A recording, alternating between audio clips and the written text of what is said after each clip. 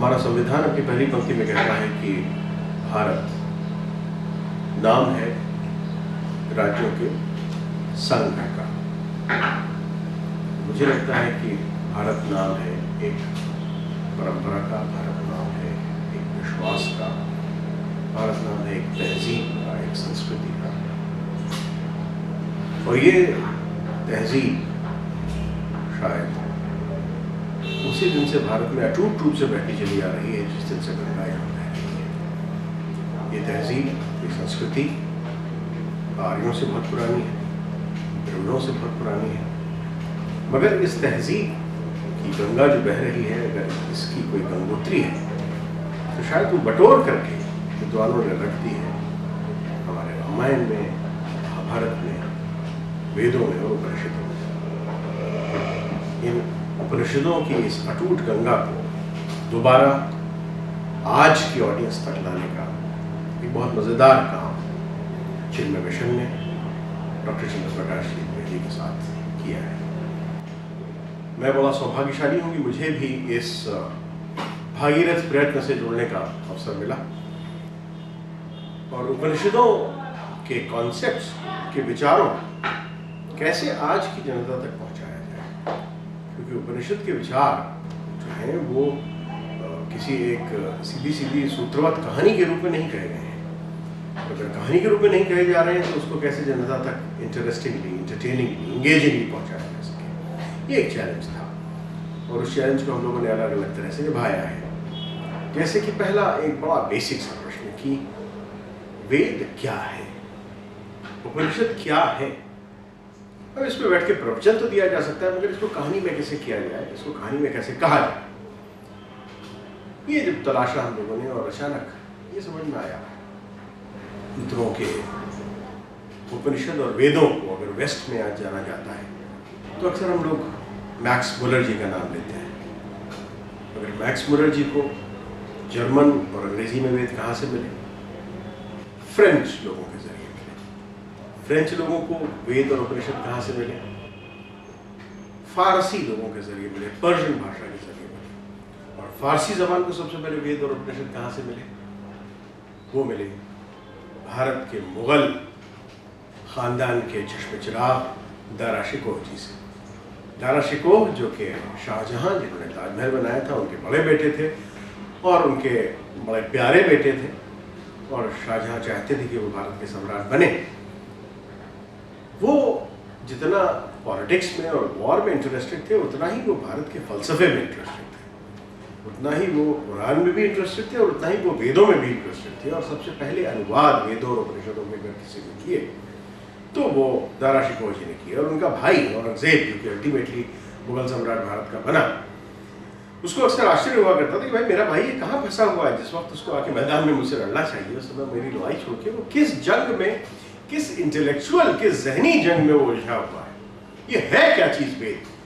ये प्रश्न एक तरह से औरंगजेब का भी था और यही प्रश्न एक दार्शनिक रूप से दारा शिकोह का भी था।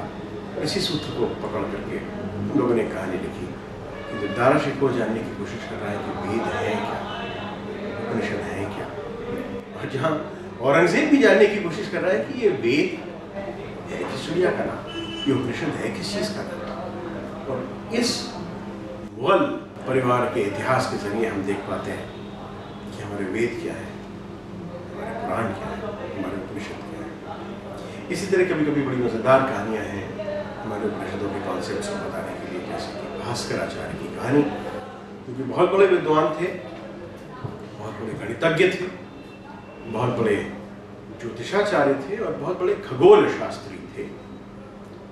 अब खगोल शास्त्र में और ज्योतिष में अक्सर भारत में उन्हीं पिंडों का, उन्हीं ग्रहों का अध्ययन किया जाता है जिसको कि कोई भी मॉडर्न एस्ट्रोनॉमर करेगा या एस्ट्रोलॉजर करेगा। तो यहाँ अक्सर लोग जो ये समझते हैं कि वेद या पुराण या उपनिषद जो हैं वो केवल एक किसी पोंगा पंथी का नाम है। वहाँ पे हमने एक कहानी ली ऐसे एक मैथमेटिशियन की जो कि एक मैथमेटिकल कैलकुलेशन से कुछ चीज़ें अपनी बेटी के फ्यूचर के बारे में प्रेडिक्ट करने की कोशिश करता है। अगर थोड़े दिनों में पाता है कि नहीं, मैथमेटिकल कैलकुलेशन बहुत ज़रूरी है, ये गणित का विज्ञान बड़ा आवश्यक है, खगोल शास्त्र बड़ा आवश्यक है, लेकिन ये कि हम किसी का फ्यूचर जान जाएंगे, ये कि हम किसी का भविष्य बता सकेंगे और ये कि हम किसी का भविष्य जान करके उसको कुछ बदल सकेंगे, ये बातें ये मनुष्य की सीमा से बाहर है। हाँ, मनुष्य की सीमा में जो बात है कि वो वैज्ञानिक रूप से इन चीज़ों को समझे और देखे, उस पर नज़र डालें, उसको समझने की कोशिश करें। ये बड़ी इंटरेस्टिंग कहानी है भास्कराचार्य जी और उनकी बेटी लीलावती की, जो कि स्वयं शायद अपने ज़माने की सबसे बड़ी महिला गणितज्ञ बनी, महिला खगोल शास्त्री बनी। इस तरह की तमाम कहानियाँ उपनिषद गंगा में पिरोई गई हैं, जो कि उपनिषदों के कॉन्सेप्ट्स को हमारे सामने लाती हैं और बड़े मज़ेदार ढंग से लाती हैं। ऐसे ढंग से लाती हैं कि युवा और बच्चे भी उनका मज़ा ले सकें और युवा और बच्चे भी उन कॉन्सेप्ट्स को समझ सकें और युवा और बच्चे भी उन कॉन्सेप्ट्स को समझने में इंटरेस्टेड हो सकें। उपनिषद गंगा या कोई भी सीरियल उस मूल साहित्य का एक ऑल्टरनेटिव नहीं हो सकता है जहाँ तक लोगों को पहुँचना है, लेकिन उपनिषद गंगा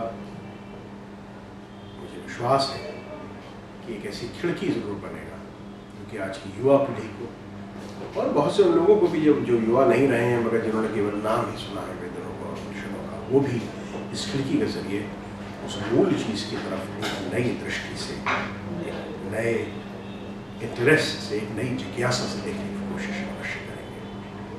यही मेरी उम्मीद है और मैं दिल से शुभकामना देना चाहता हूँ चिन्मय मिशन को, जिसने ये बहुत बड़ा काम किया है, और दूरदर्शन को जो कि हमेशा से अग्रणी रहा है नई नई चीज़ें दिखाने में, नए नए कॉन्सेप्ट्स बताने में और अक्सर उन चीज़ों को, उन विचारों को, उन गंभीर कार्यक्रमों को लोगों तक पहुंचाने में जिनके लिए कि अक्सर प्राइवेट चैनल्स केवल अपनी टीआरपी देकर के पीछे हट जाएंगे, जबकि इस प्रकार का कार्यक्रम मुझे विश्वास है कि टीआरपी भी लेकर के आएगा बड़े दर्शकों तक, भारत की आत्मा को।